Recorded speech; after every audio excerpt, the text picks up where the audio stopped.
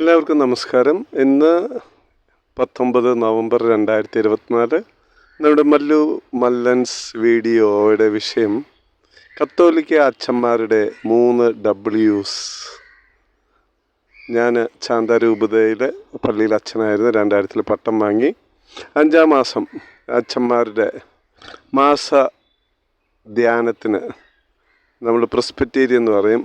അന്ന് ഞാൻ കൊടുത്ത പ്രസംഗത്തിൻ്റെ ഒരാശയമായിരുന്നു, സന്യാസി അച്ഛന്മാർക്ക് 3 വ്രതങ്ങളുണ്ടെങ്കിൽ സന്യാസം, ബ്രഹ്മചര്യം, അനുസരണം.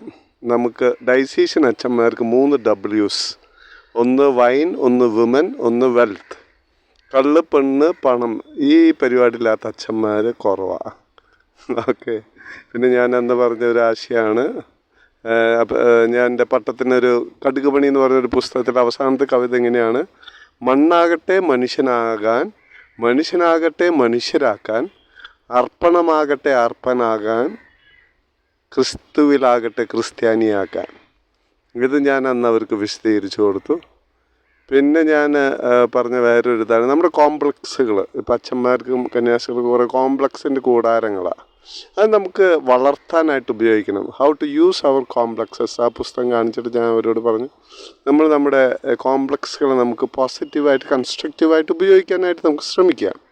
അതിന് മറ്റുള്ളവരെ സഹായിക്കുക എന്നെല്ലാം പറഞ്ഞ് ഞാൻ അവരെ നട്ടും ബോൾട്ടും ടൈറ്റ് ചെയ്യാനായിട്ട് നോക്കി. പിന്നെ ഞാൻ 2 മാസം അസിസ്റ്റൻ്റായി എട്ടാപ്പള്ളിയിലിരുന്നപ്പം 3 മാസം ഈങ്ങേട്ട് എന്ന് പറഞ്ഞ ചെറിയ പാരിഷ്, 5-ാമത്തെ മാസം നക്സലൈറ്റ് ഏരിയയിൽ രേപ്പമ്പള്ളി എന്ന് പറഞ്ഞ പള്ളിയിൽ നമ്മൾ 100 കിലോമീറ്റർ ഹൈവേയിൽ നമ്മളാലാവുന്ന സേവനമൊക്കെ ചെയ്ത് നമ്മൾ അങ്ങനെ ഹിസ്റ്ററി മേക്കറും വേൾഡ് ഷേക്കറൊക്കെ ആയിരിക്കില്ലേ പള്ളിക്കാർ നമ്മളെ മക്കട്ട് കയറി. ഇപ്പം 20 വർഷമായി പള്ളി വിട്ടിട്ട്.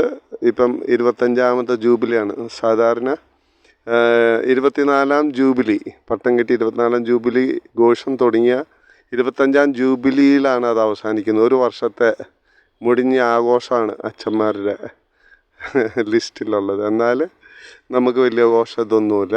ഓക്കെ. ഇപ്പം സന്യാസസ്ഥരുടെ അനുസരണം, ബ്രഹ്മചര്യം, ദാരിദ്ര്യം, ഇതൊക്കെ പറഞ്ഞു കഴിഞ്ഞാൽ നമുക്ക് തമാശ തോന്നും. കാരണം ഇന്ന് ദരിദ്രവാസികളായിട്ടുള്ള സന്യാസികൾ ആരുമില്ല. ഇപ്പോഴത്തെ വലിയൊരു ട്രെൻഡ്, ഞാനിപ്പോൾ 1800 സ്കൂളുകളിൽ 500 സ്കൂൾ ബാംഗ്ലൂരിലുള്ള ഒരു വിധം മിക്ക 90% ക്രിസ്ത്യൻ സ്കൂളുകൾ നമ്മൾ മോട്ടിവേഷൻ ക്ലാസ് ഫ്രീ ആയിട്ട് എടുത്തിട്ടുണ്ട്. എന്നാൽ നമ്മളവിടെ നമ്മളൊരു 20 വർഷമായിട്ട് ഒരു അനാശാല നടത്തുന്നുണ്ട്. ഒരു കോൺട്രിബ്യൂഷനൊക്കെ ചെല്ലുമ്പം അവിടെ ഒരു വലിയൊരു ട്രെൻഡ്. ഇപ്പോൾ കേരളത്തിൽ തന്നെ ഇപ്പം CMIക്കാരുടെ ഒരു 10-25 സ്കൂളുകളിൽ നമ്മൾ ക്ലാസ് എടുത്തിട്ടുണ്ട്. CMCക്കാരുടെ തൃശ്ശൂർ, എനിക്ക് അങ്കമാലി, എറണാകുളം പ്രൊവിൻസുകാരുടെ കുറേ സ്കൂളുകൾ ക്ലാസ് എടുത്തു. പക്ഷേ ഒരു ജനറലായിട്ടിലും ആലുവയിൽ ഞാൻ ചെന്ന് ഇതിനൊരു ആപ്ലിക്കേഷൻ, പിന്നെ നമുക്കൊരു 5 ഏക്കർ സ്ഥലം നമുക്കൊരു നാഗ്പൂരിലൊരു കത്തോലിക്ക ട്രൈബൽ ഓഫീസ് ദാനമായിട്ട് തന്ന് അവിടെ നമ്മൾ തെരുവ് പിള്ളേർക്ക് സ്ട്രക്ചർ പണിയാനായിട്ടൊക്കെ പ്ലാൻ ചെയ്യുകയാണ്. അപ്പോൾ അതിനൊക്കെ നമ്മളൊരു കോൺട്രിബ്യൂഷൻ ചെയ്യുമ്പോൾ അവിടെ ഒരു മുഖം.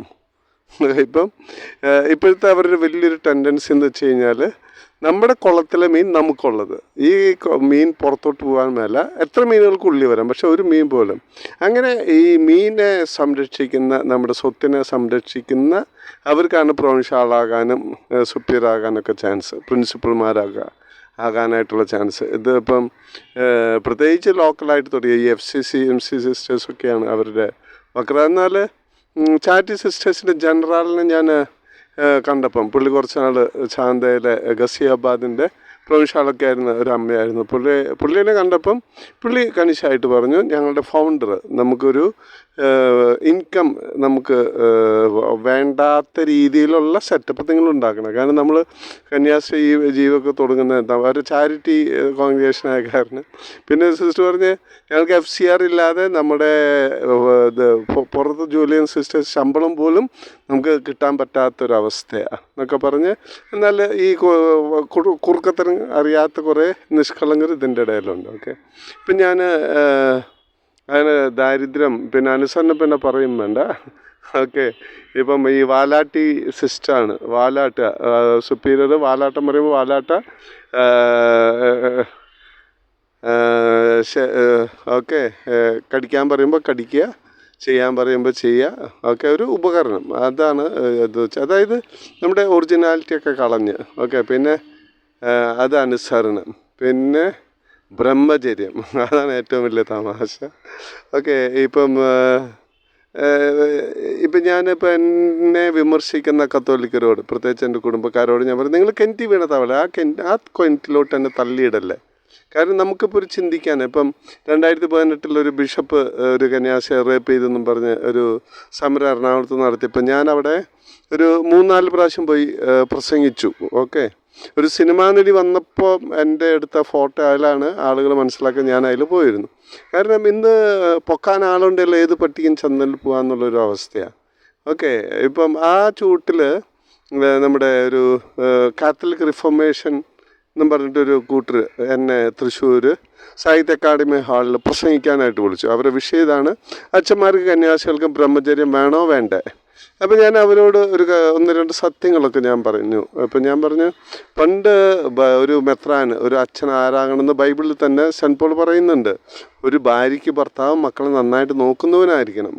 ഓക്കെ, ഇപ്പം എന്നിട്ട് പിന്നെ ചോദിക്കുന്നുണ്ട്, ഒരു കുടുംബം നന്നായിട്ട് നടത്താത്തവനെ എങ്ങനെ ഒരു സഭയെ മുന്നോട്ട് കൊണ്ടുപോകാം എന്താ പറഞ്ഞ് അവരുടെ നട്ടും ബോൾട്ടും ടൈറ്റ് ചെയ്യുന്ന ഒരു ഭയങ്കര ഒരു ഇത് കാണാം നമുക്ക്. ഓക്കെ, ഇപ്പം അവരിപ്പോൾ ചെയ്യുന്ന നമുക്ക് നേരെ ചുവ ഇപ്പം 11-ാം നൂറ്റാണ്ടിൽ ലത്തീൻ സഭയിൽ അച്ഛന്മാരെ ബ്രഹ്മചര്യം നിർബന്ധിച്ചപ്പം സീറോ മലബാർ സഭയിൽ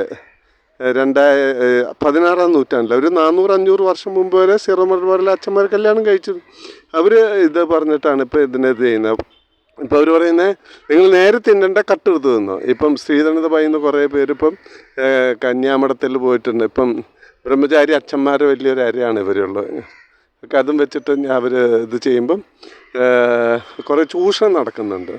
പിന്നെ അപ്പം ഡൈസീഷ്യൻ അച്ഛന്മാർക്കുള്ളതാണ് കള്ള്, പെണ്ണ്, പണം. ഒക്കെ കുറേ രാഷ്ട്രീയം രൂപതയിൽ നടക്കുമ്പം ഇതിന് സൈകെട്ട് കുടിച്ച് ഇത് ചെയ്യുന്നു. പിന്നെ ദാരിദ്ര്യമില്ലാത്ത കാരണം പരമാവധി പൈസ കളക്ട് ചെയ്യുന്നു. പിന്നെ ചിലരിപ്പോൾ ഈ അച്ഛൻ പരിപാടിക്കൊക്കെ വരുന്ന ഒരു സമ്പാദ്യ, ഒരു മകൻ ഡോക്ടർ, ഒരാൾ എൻജിനീയർ, ഒരാൾ പള്ളിയിൽ അച്ഛൻ എന്ന് പറയാനൊക്കെ ഒരു വലിയൊരു ഇതാണ്. അപ്പം ആ ഒരു ടെൻഡൻസിയാണ്.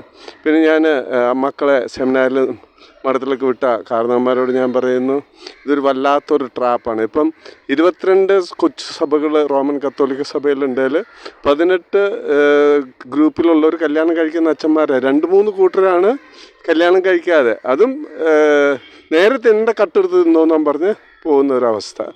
ഓക്കെ, അപ്പം അതിന് നിങ്ങളുടെ കണ്ണ് തുറക്കട്ടെ, കേൾക്കാൻ ചെവിയുള്ളവർ കേൾക്കട്ടെ. ഞങ്ങളുടെ Mallu Mallans video Seva Samaj India YouTube channel subscribe ചെയ്യുക, ഷെയർ ചെയ്യുക.